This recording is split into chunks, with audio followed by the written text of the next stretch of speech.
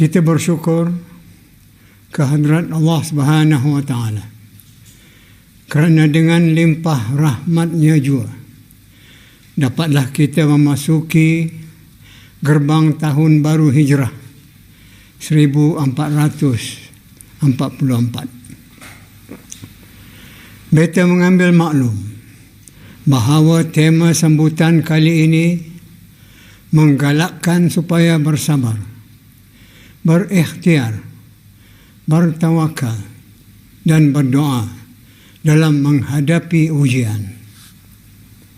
Tema ini dilihat sangat sesuai dengan situasi masa ini, di mana kita masih berhadapan dengan wabak coronavirus.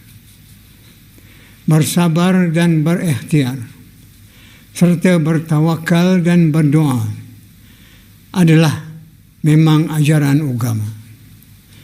Terutama sifat sabar menjadi penentu kepada kesempurnaan iman seseorang. Sebagaimana maksud sebuah hadis riwayat Muslim yang mahfumnya, tanda iman seorang mukmin sempurna adalah apabila dia mendapat sesuatu yang menggembirakan, dia bersyukur, maka itulah kebaikan baginya. Dan apabila sebaliknya dia ditimpa kesusahan, dia bersabar, maka itulah kebaikan baginya. Syukur dan sabar adalah pakaian nabi-nabi dan orang-orang saleh.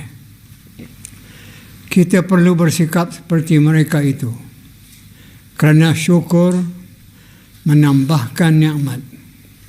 Sebagaimana Allah berfirman dalam surah Ibrahim ayat 7, tafsirnya, jika kamu bersyukur, nescaya aku akan tambah lagi nikmatku kepada kamu.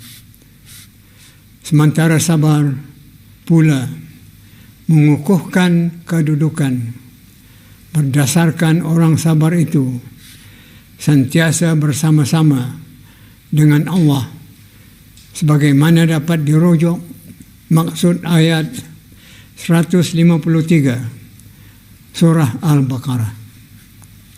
Sesungguhnya tidak ada apa lagi yang patut dirisaukan atau ditakutkan jika Allah sudah bersama-sama dengan kita. Di sinilah terdapat pengajaran hijrah, di mana Sayyidina Abu Bakar radhiyallahu anhu yang ketika itu bersama-sama dengan Nabi sallallahu alaihi wasallam di dalam gua, bahawa beliau Sayyidina Abu Bakar merasa amat cemas dan takut kerana menganggap musuh dari luar gua sudah nampak kepada mereka, sehingga mendorong Nabi sallallahu alaihi wasallam bersabda, memberikan perangsang, maksudnya, wahai Abu Bakar, janganlah takut dan berduka cita. Sesungguhnya Allah adalah bersama-sama dengan kita. Dengan sabda Nabi sallallahu alaihi wasallam ini, maka turunlah ketenangan kepada Sayyidina Abu Bakar yang sekaligus telah menjayakan misi hijrah yang penuh dengan cabaran itu. Perkara ini sayugia menjadi iktibar, khasnya dalam keadaan kita menghadapi pelbagai cabaran dan ujian, di samping melakukan usaha-usaha biasa, maka pergantungan kepada Allah juga adalah rukun utama kehidupan.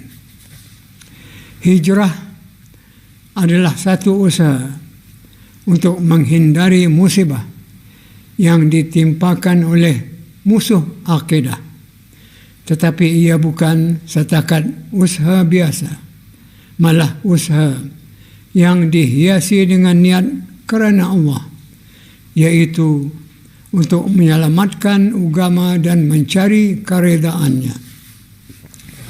Maka dengan niat demikian itulah hijrah telah berjaya menapati sasarannya. Mengambil pengajaran daripada peristiwa ini, maka elok sangat jika dalam menangani COVID-19 kita menghiasi semua usaha kita dengan niat suci kerana Allah agar dihindari daripada wabak, supaya dengan itu kita dapat melakukan ibadat dengan selesa dan dapat menunaikan lain-lain kewajipan dengan lebih baik dan sempurna. Inilah cara yang sebaik-baiknya mendekati Allah, iaitu melalui niat kerana Allah bagi memperolehi sesuatu yang dihajati. Sesungguhnya Allah adalah menilai semua perbuatan kita berdasarkan niat, sebagaimana Nabi SAW memberitahu perkara ini. Maksudnya, semua perbuatan itu adalah dengan niat. Maka bersempena dengan menyambut awal tahun Hijrah 1444 ini, marilah kita mengotakkan azam akan menjadikan niat baik kerana Allah sebagai pasak dalam semua tindak tanduk dan amal soleh kita. Misalnya, kalau kita membangun itu kita niatkan kerana Allah untuk kesejahteraan rakyat.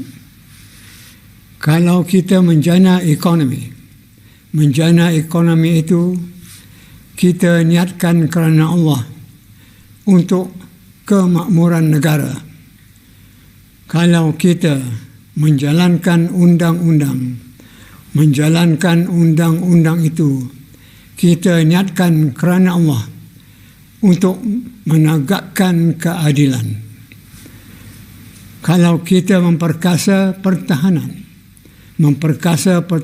itu, niatkan kerana Allah untuk keselamatan. Kalau kita menangani COVID-19, juga kita niatkan kerana Allah untuk kebaikan semua dan lain-lain lagi. Mudah-mudahan dengan niat ikhlas kita yang demikian itu, semua pekerjaan atau usaha kita yang berkebajikan akan diberkati oleh Allah Subhanahu wa Ta'ala. Akhirnya, beta dan keluarga beta mengucapkan selamat menyambut tahun baru Hijrah 1444. Semoga kita dan negara sama-sama dipayungi oleh rahmat di sepanjang tahun ini. Sekian, wabillahi taufiq wal hidayah. Wassalamualaikum warahmatullahi wabarakatuh. Demikianlah tadi titah perutusan ke bawah Duli Yang Maha Mulia Paduka Seri Baginda Sultan Haji Hassanal Bolkiah Mu'izzuddin Wad Daulah Ibni Almarhum Sultan Haji Omar Ali Saifuddin Sa'dul Khairi Wad Din Sultan dan Yang di-Pertuan Negara Brunei Darussalam sempena Tahun Baru Hijrah 1444.